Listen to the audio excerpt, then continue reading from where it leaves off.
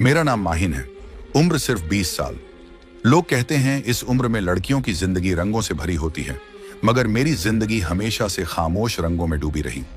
शायद इसकी वजह मेरी तन्हाई थी, या फिर वह खालीपन जो मेरी माँ के जाने के बाद मेरे अंदर घर कर गया था। अम्मी की मौत को 3 साल हो चुके थे, मगर उनका जाना मेरे वजूद से कभी गया ही नहीं।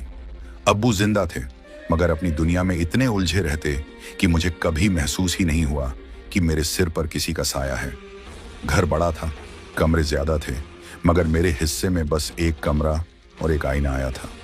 मेरे बारे में एक बात पूरे मोहल्ले में मशहूर थी, मेरे लंबे बाल घुटनों से भी नीचे तक जाते, घने, रेशमी और स्याह। जब मैं चलती तो यूं लगता जैसे कोई काली चादर मेरे पीछे लहराती जा रही हो। कॉलेज में भी, रास्ते में भी हर कोई नजरें मेरे बालों पर टिकाए रखता। कोई तारीफ करता, कोई जलता, कोई अजीब सी नजर से देखता, मगर मुझे इससे फर्क नहीं पड़ता था। मुझे अपने बालों से बेइंतहा मोहब्बत थी। शायद इसलिए कि अम्मी कहा करती थी, माहिन, तुम्हारे बाल तुम्हारी ताकत है। लेकिन अम्मी की एक और बात भी थी जो अक्सर मेरे जहन में गूंज जाती थी। लंबी उम्र की जवान लड़कियां रात को खुले बाल नहीं रखती। मैं हंस देती थी। मुझे लगता था यह पुरानी औरतों की वहम भरी बातें हैं। मगर अब जब मैं अकेली थी तो अम्मी की हर बात किसी साए की तरह मेरे पीछे चलती थी।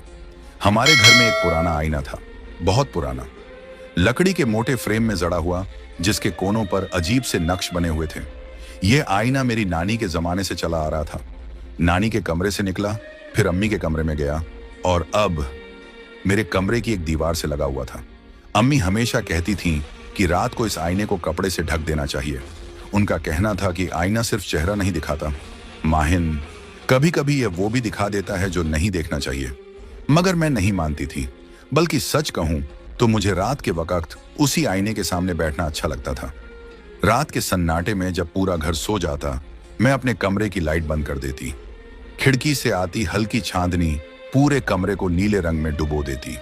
मैं बेड से उतरकर आईने के सामने जमीन पर बैठ जाती, अपने बाल खोल देती और धीरे धीरे कंघी चलाने लगती।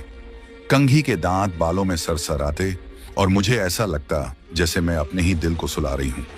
मैं आईने में खुद से बातें करती, अपनी शिकायतें, अपने डर, अपनी तन्हाई, सब कुछ उस अक्स को सुना देती जो मेरी तरह दिखता था, मगर मुझसे कहीं ज्यादा खामोश था। उस रात भी कुछ ऐसा ही था। मैं देर तक आईने के सामने बैठी रही। बाल खुले थे, कंधों से फिसलते हुए जमीन को छू रहे थे। मैं अपनी आंखों में देख रही थी, जब अचानक मुझे लगा कि आईने में मेरा अक्स देर से हिला। मैं ठिठक गई।